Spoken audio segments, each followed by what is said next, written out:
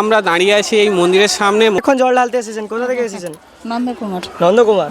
জল তুলে জল ঢালছে, কেউ দুধ ঢালছে। কাকিমা জল ঢেলেছেন? হ্যাঁ হ্যাঁ জল ঢেলেছি। কেউ আবার ডাব ঢালছে। কোথা থেকে এসেছেন?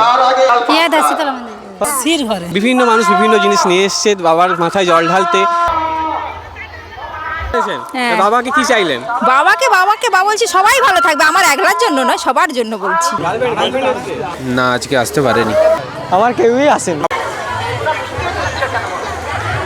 তো দেখতেই পাচ্ছেন এখন আমরা দাঁড়িয়ে আছি এই মন্দিরের সামনে। মন্দিরে দেখতেই পাচ্ছেন প্রচুর লাইন হয়েছে। এছাড়াও যদি আপনাদেরকে দেখাচ্ছি যে উল্টো দিকে অপোজিট সাইডে কিন্তু প্রচুর লাইন রয়েছে।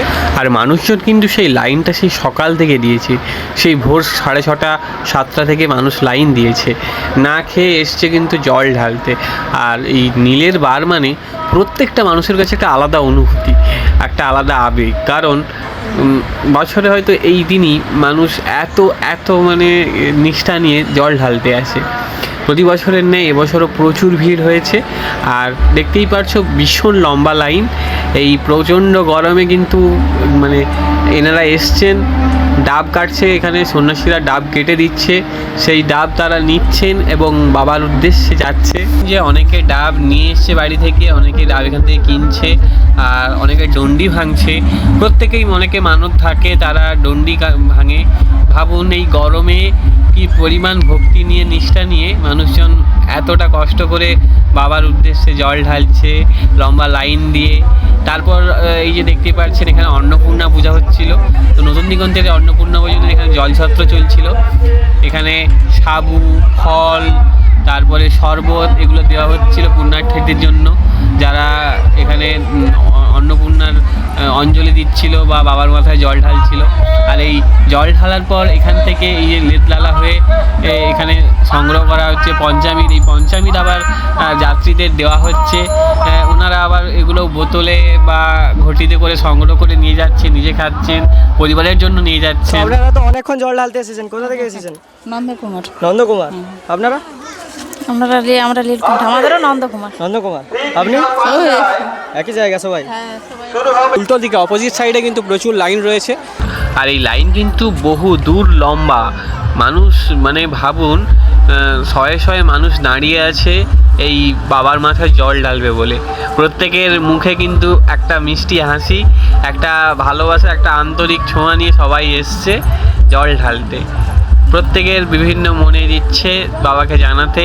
তাদের এখানে বহু মানে মা কাকিমারা এসছে, বহু অবিবাহিত মহিলারা এসছে, তো ছোট ছোট পুচকেরাও এসছে, কিছু দাদারা এসছে, কিছু ভাই এসছে, তারা প্রত্যেকেই এসছে জল ঢালতে।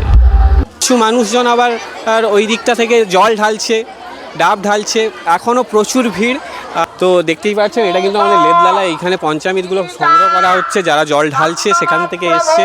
এই যে প্রচুর দেখতে পাচ্ছ দর্শনার্থী, যারা এখানেও এদিকেও দেখাতে পারেন যে এদিকটাতেও দেখতে পাচ্ছেন যে এখান থেকে জল তুলে জল ঢালছে, কেউ দুধ ঢালছে, কেউ আবার ডাব ঢালছে।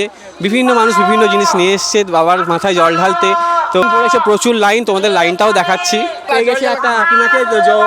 কাকিমা জল ঢেলেছেন? হ্যাঁ হ্যাঁ জল ঢেলেছি। জল ঢেলেছেন? হ্যাঁ। বাবাকে কি চাইলেন?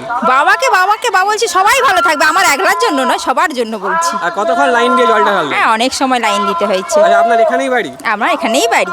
নাম কি? আমার নাম নুপুর দাস। হ্যাঁ, এখানেও একটা হচ্ছে ষাঁড় মন্দির রয়েছে, এখানে জল ঢালছে।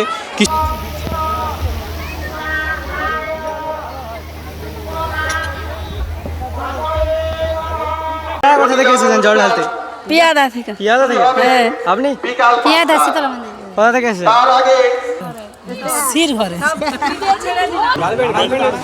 না, আজকে আসতে পারেনি। আমার কেউই আসেনি। আপনি এখানে একা? আমার কেউই আসেনি।